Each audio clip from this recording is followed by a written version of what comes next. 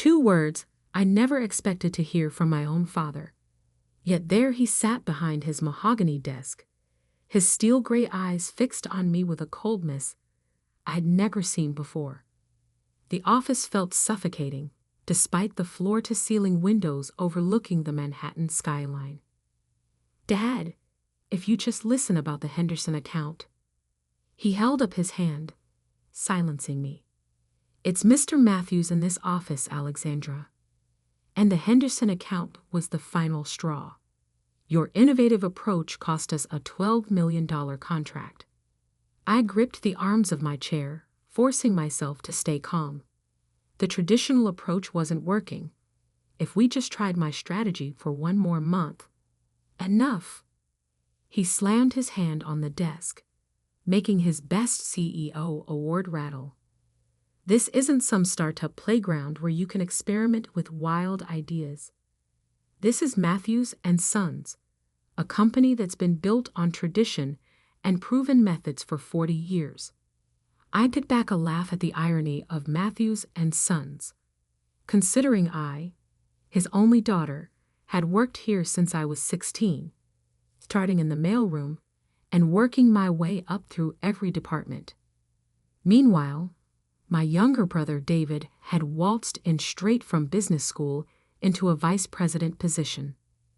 "The board agrees with me," he continued, shuffling some papers on his desk. "You're not cut out for business, Alexandra. Not at this level. Maybe something smaller would suit you better. A boutique shop, perhaps, or a small local consulting firm." The condescension in his voice made my blood boil. I stood up slowly, smoothing down my charcoal gray suit, the same one I'd worn to countless meetings where I'd brought in millions in new business. Business that apparently didn't matter now. "You're making a mistake," I said quietly. He didn't even look up. "Your severance package will be handled by HR. Please clear out your office by the end of the day." I turned to leave, then paused at the door. "Dad?" He glanced up, irritation flashing across his face. Remember this moment. The walk to my office felt like a funeral march. Employees quickly looked away as I passed, news of my firing already spreading through the corporate grapevine. Only Janet, my assistant for the past 5 years, met my eyes. "I heard," she said, following me into my office. "It's not right, Alex. Everyone knows the Henderson account was lost because David promised them impossible delivery dates." I started packing my belongings into a cardboard box. "Doesn't matter now. David's a Matthews son, and I'm just the daughter who doesn't understand traditional business." Janet watched me take down my framed Harvard MBA and various awards. "What will you do?" I carefully wrapped the photo of my mother. She passed away when I was 12, but I still remembered her last words to me. "Don't let them dim your light, sweetheart. Shine anyway." "I'm going to build something," I said, surprising myself with how calm I felt. "Something bigger than Matthews and Sons could ever be." Janet's eyes lit up. "Need an executive assistant?" I smiled, really looked at her for the first time that day. Janet wasn't just an assistant. She was a brilliant operations manager trapped in an administrative role because of the old boys club mentality at Matthews and Sons. "How about chief operations officer instead?" Her eyes widened. "You're serious?" "Dead serious." I handed her my personal card, the one without the Matthews and Sons logo. "Call me tomorrow if you're interested. And Janet, don't tell anyone about this conversation." The elevator ride down to the lobby was surreal. 15 years of my life, reduced to one cardboard box. I'd given everything to this company, sacrificed relationships, worked weekends and holidays, brought in major accounts that had doubled our revenue. And none of it mattered, because I wasn't a son. As I pushed through the revolving doors onto 5th Avenue, my phone buzzed. A text from David. "Tough break. sis. But don't worry, I'll take good care of your clients. Maybe retail is more your speed." I didn't respond. Instead, I hailed a cab and gave the driver an address in Brooklyn. Time to visit the one person who had always believed in me. 20 minutes later, I climbed the stairs to a modest brownstone and knocked on the familiar red door. It opened to reveal an elegant woman in her 70s, her silver hair perfectly coiffed despite the late hour. "Alexandra?" My grandmother's eyes narrowed as she took in my appearance and the box in my arms. "He didn't." "He did." She ushered me inside, straight through to her cozy kitchen where a pot of tea was already brewing. Some things never changed. Grandma Rose always seemed to know when she was needed. "Tell me everything," she said, setting out her best china teacups. So I did. I told her about the Henderson account, about David's impossible promises, about Dad's coldness, and the board's decision. She listened without interrupting, her bright blue eyes, so different from my father's gray ones, taking in every detail. When I finished, she got up and walked to her study. I heard her opening drawers, shuffling papers. She returned with a thick manila envelope. "I've been waiting for this day," she said, sliding the envelope across the table. "Your mother knew it would come too. She made me promise to give you this when it did." My hands trembled as I opened the envelope. Inside was another envelope, sealed with wax, and a folder filled with documents. My eyes widened as I read through them.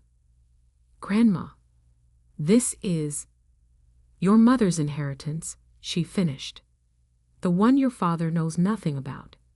Her family's shipping company holdings, real estate investments, everything she built before she married him. All in a trust, waiting for you." I stared at the numbers. Millions. Not as much as Matthews and Sons was worth, but more than enough to start something new. "Why didn't you tell me before?" Grandma Rose took a sip of her tea. "Because your mother knew you needed to try it his way first, to give him a chance to see your worth." She set down her cup with a decisive clink. "He failed that test rather spectacularly, wouldn't you say?" I looked at the documents again, plans already forming in my mind. The Henderson account. They were looking for exactly what I proposed. Innovation, modernization, a fresh approach. Then perhaps, Grandma Rose smiled, it's time to show them what Alexandra Matthews can really do. I stayed at my grandmother's house late into the night planning. By the time I left, I had the beginnings of a strategy that would change everything. Dad thought I wasn't cut out for business. Fine. I'd show him exactly what kind of business I was cut out for. The game was about to change, and Matthews and Sons wouldn't know what hit them until it was too late. 1 year later, the Henderson Group's downtown headquarters buzzed with anticipation. In the main conference room, Janet, now my COO, was setting up for our presentation. Through the glass walls, I could see Thomas Henderson himself pacing, checking his watch every few minutes.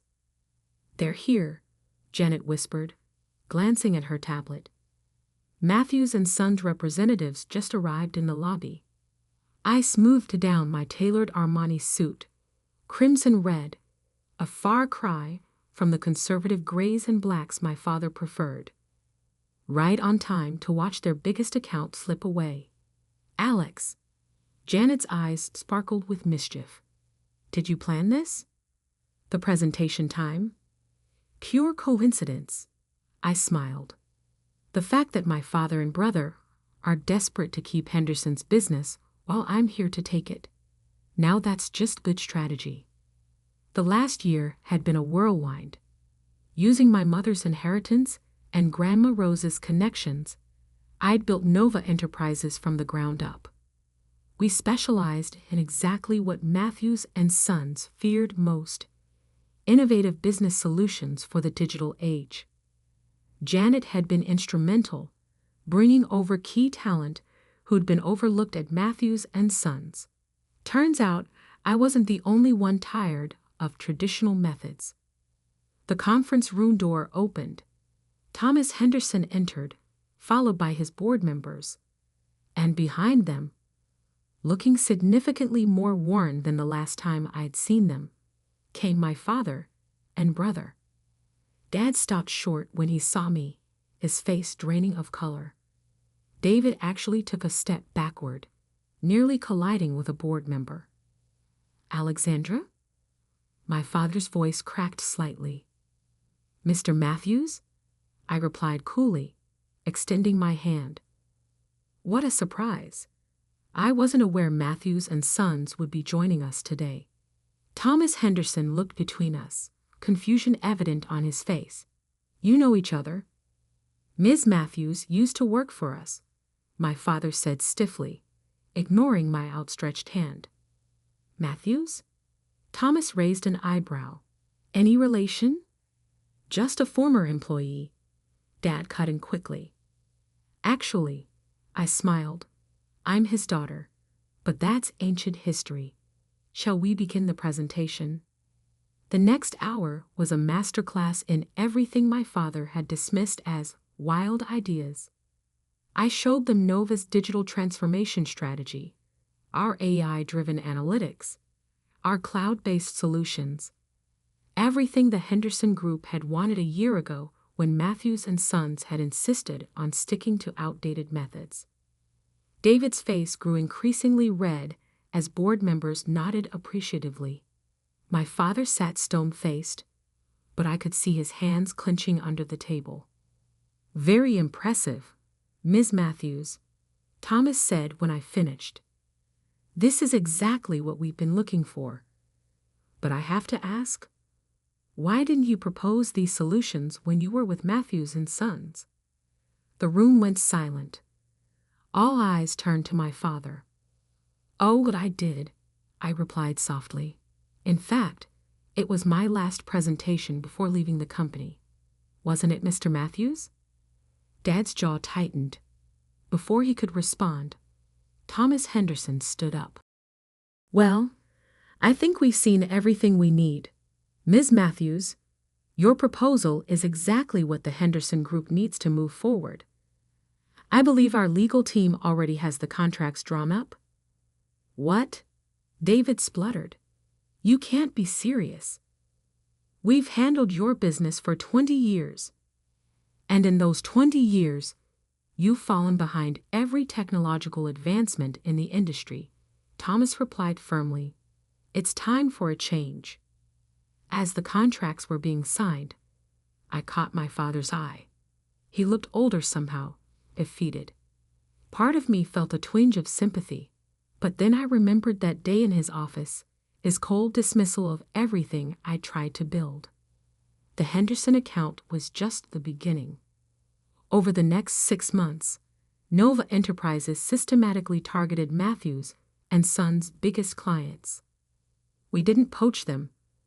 We simply offered them what they'd been begging for: innovation, efficiency, results. One by one, they jumped ship. Then came the day I'd been waiting for. Janet burst into my office, her face flushed with excitement. "Alex, you need to see this." She handed me her tablet. On the screen was a financial news article: "Matthews and Sons stock plummets amid client exodus. Bankruptcy fears loom." Below was a photo of my father leaving his office, looking haggard. The caption read, "CEO Robert Matthews declines to comment on company's future." My phone rang. Grandma Rose's number. "I just saw the news," she said when I answered. "How are you feeling?" I looked out my office window at the Manhattan skyline.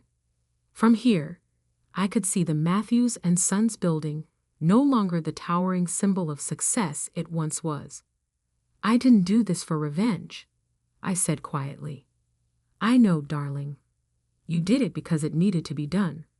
Because sometimes the only way to fix a broken system is to build something better. They're going to lose everything, aren't they? Unless someone steps in to save them. There was a knowing tone in her voice. Someone who understands both innovation and tradition. Before I could respond, Janet appeared in my doorway again, her face serious. Alex, your father is here. He's asking to see you. I took a deep breath. Send him in. Alexandra. Grandma Rose said quickly, remember what your mother always said. Don't let them dim your light. I finished. I remember. No, dear. The other thing, she said. Sometimes the strongest bridges are built over the deepest divides. I hung up and straightened my shoulders as Janet showed my father in. He looked nothing like the imposing figure who'd fired me a year ago. His suit was wrinkled, his tie slightly askew. Alexandra, he said softly, we need to talk. I gestured to the chair across from my desk, the same position I'd been in that day in his office. How the tables had turned. Yes, I replied, I believe we do. My father sat across from me, looking smaller than I'd ever seen him. The mighty Robert Matthews, reduced to asking his incompetent daughter for help. The irony wasn't lost on either of us. The board is meeting tomorrow, he began, his voice rough. They're voting on whether to file for bankruptcy or seek immediate merger. He paused, swallowing hard. David's already resigned. Took a position with Goldman Sachs this morning. Of course he had. David had always been good at abandoning ship when things got tough. And you're here because... I kept my voice neutral, professional. Because you won. He looked up, meeting my eyes. You did exactly what I said you couldn't do. Built something remarkable. Modern. Successful. His hands trembled slightly. While I watched 40 years of work crumble because I was too proud, too stubborn to change. I leaned back in my chair, studying him. Did you ever wonder why I stayed at Matthews & Sons for 15 years? Working my way up from the mailroom when you could have given me a top position like you did David. He shook his head. Because I loved that company. Not for its name, not for its prestige, but for what it could be. Every innovation I suggested, every change I tried to implement, it wasn't to destroy tradition. It was to help Matthews & Sons evolve. And I shut you down at every turn, he admitted quietly. Yes, you did. I stood up and walked to the window, looking out at the city. Do you know what really hurt, Dad? Not the firing. Not even choosing David over me. It was that you never once asked why I thought we needed to change. Tell me now. I turned back to face him. Because business isn't about maintaining what worked yesterday. It's about building what will work tomorrow. Mom understood that. It's why her family's shipping company survived when all their competitors went under. His head snapped up. Your mother's company. But that was sold after she died. No, Dad, it wasn't. I pulled out the documents Grandma Rose had given me that night, sliding them across the desk. Mom left it in trust for me. She knew someday I'd need it, either to save Matthews & Sons or to build something new. He stared at the papers, realization dawning on his face. All this time, she knew. She saw in you what I couldn't. What you wouldn't, I corrected gently. He nodded, accepting the truth of it. So this is it then. You'll watch Matthews & Sons dissolve, knowing you were right all along. I pressed the intercom. Janet, bring in the proposal, please. Janet entered with a thick folder, placing it on my desk with a knowing smile before leaving us alone again. What's this? my father asked. A merger proposal. Nova Enterprises wants to acquire Matthews and Sons. His eyes widened. You'd buy us out?